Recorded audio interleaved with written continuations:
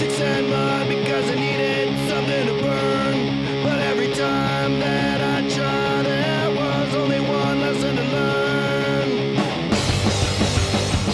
Hi everybody, I'm Ella Steinberg. Welcome to What I Bring to the Table. I'm here at Burn Street Bistro with head chef Walker Hunter. So what are we making today, Walker? Well, today we're making a kind of play on lamb two ways. We have our leg of lamb and we have lamb's quarter, which is not actually lamb, but it's a green that's going to complement it very well at the very finishing step. We're going to rub this leg of lamb and we're going to cook it off in the oven until it's nice and crispy, and then braise it slowly over low heat for about 3 hours until the result is a nice tender piece of lamb that we can pull apart and serve with a sauce made from all of this stuff that it's braised with, pureed and topped. So where are the ingredients from? So we have ingredients from a couple of different places from western Montana. Blue Sky Stewardship has provided us with the leg of lamb, the black currants, the spearmint, and the lamb's quarter, while the parsnips, carrots, and garlic all come from the Western Montana Growers Co-op. So our first step is to make this rub. In this case, we're using a lot of classic flavor pairings with lamb, mint, our black currants, and of course garlic, with a little bit of red wine vinegar and some oil to help it adhere. And all of that will combine to enhance the natural flavors of this delicious lamb. Very garlicky, sweet, lightly acidic. So now what we're going to do here first is season the lamb. Whenever you're cooking any meat, well really anything, but especially meat, you always want to make sure to season it with salt and pepper. Now, you would pour this over it, just enough to coat it.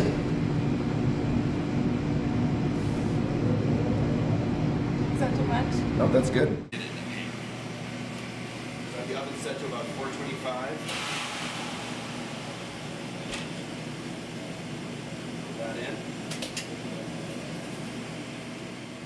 So next we're going to prepare the vegetables for the braise. So always remember to tuck your thumb behind your fingers. It's called the bear claw. So are you right-handed? Yes. Okay. So show me your left hand. So fingers down like this, thumb right behind. As long as you do that, you will never take off the whole of a finger. As you can see right there, that is a hard-earned, many times cut part of my hand, but I still have my fingers. And I will cut this in half for you so that it's at least flat on the surface. So you got these two flat surfaces. Take your knife. When you're holding a knife with your right hand, take your index finger, wrap it right around here, around the bolster, making sure that it doesn't come down underneath, of course. Hold the rest with your hand. It feels a little awkward at first. Not as awkward as this, I'm sure. And then use this finger as your guide and just cut. Reposition the finger where you want it. Use it as a guide. Cut. Reposition. Cut.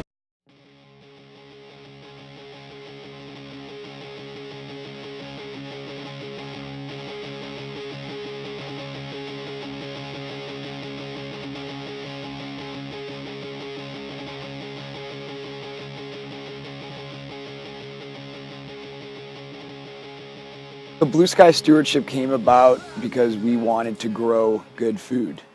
Really, it was that simple. What we're trying to do here is not something that we want to claim as our own.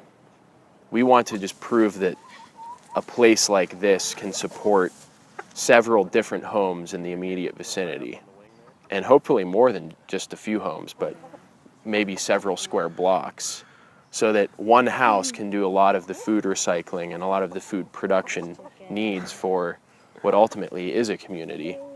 That's funny because many people, at least around here, wouldn't think to use lamb's quarters in a dish, but they would just regard it as a weed, but it's only a weed if you can't find a use for it. So we take the leaves off and they taste similar to spinach. All mints are perennial.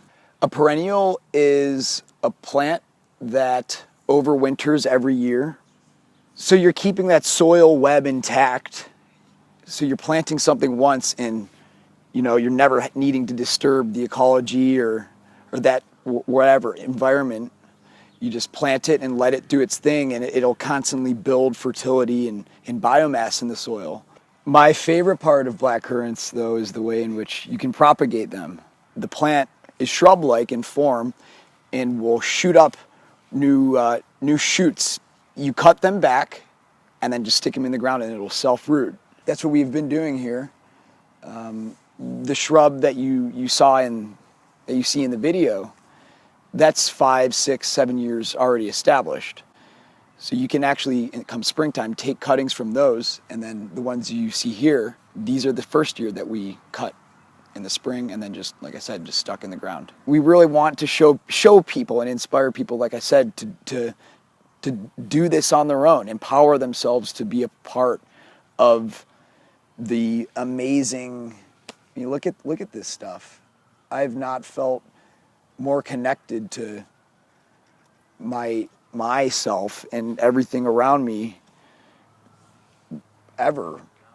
Ultimately, it's just about sharing the stuff you make with your fellow person. How many people can we do that with? We'll see. Now we're going to want to cover it with our liquid, which is our sauteed onions and garlic, bay leaf, rosemary, thyme, the parsnips and carrots that you cut up, and some lamb stock. Well, so now that we've roasted this off in here, if you come over with me, you can see it's taken on some color, that all of those juices have started to caramelize out there. You can smell it. Careful, it's very hot.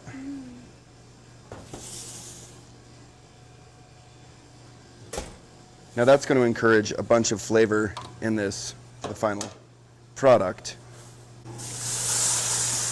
Now you hear that sizzling right there? That is the pot deglazing.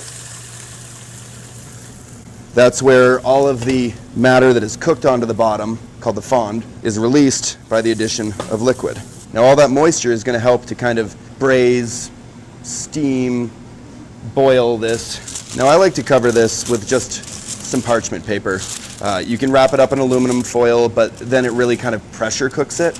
I like for everything in there to kind of be able to reduce on its own terms, but you don't want the meat itself to start drying out. And now we're going to take it and throw it into our 325-degree oven.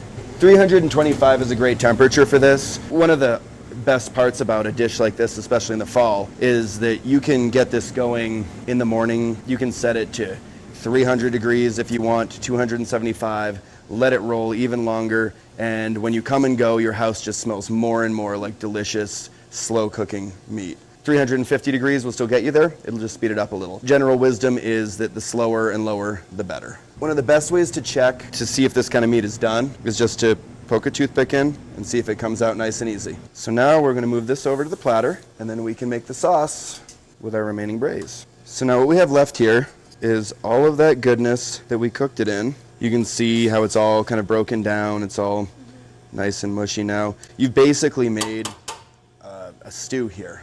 What are your thoughts about that leg of lamb over there? I hope we get to eat it. So now we have our braising liquid here. We're going to skim it just a little bit to get some of this fat off. Some fat in this is good, but too much, and it will just start feeling sticky on the tongue. How do you know what the fat is? So when you look at this in here, as you stir it around, you can see that there's like a pretty good sheen of oil up on top. Mm-hmm. This has kind of become a popular way of making sauces. The old French way was to constantly thicken things with flour-based roux or a lot of butter or heavy cream. More and more chefs are moving towards this kind of thing, even up to how they would thicken, say, a beef stew. Take a whole bunch of roasted vegetables, puree those, and add those to thicken it. It gets the thickness that you're looking for, but it also gets that sincerity of flavor. So the final step here is going to be to add our lamb's quarter. For that, we're going to put a little bit in here, and then I'm going to run the blender for just a split second. going to try it. We're going to pour out just a little bit of the sauce. And then if we've done our job right, this should come right off. And then I always like, whenever I'm using something like this lamb's quarter, to kind of showcase it. You know, you can see it's gotten kind of lost in the sauce. And since it's part of the name of the dish, since it's one of these cool ingredients that we've managed to find for this process, I'm going to take a little bit of this and just chiffonade it and use it to garnish. So when you're chiffonading, it's much like you were doing before, except for that you're just taking your herbs, rolling it up nice and tight, and then slicing it about as thin as you can. How lovely. Would you like to try? Yes, I would love to. It's really good. But this is a really good way to make one pot meal that gets you fed in an afternoon, makes your house smell great, and provides you with even more of the nutrients from all the vegetables that will be pureed in there.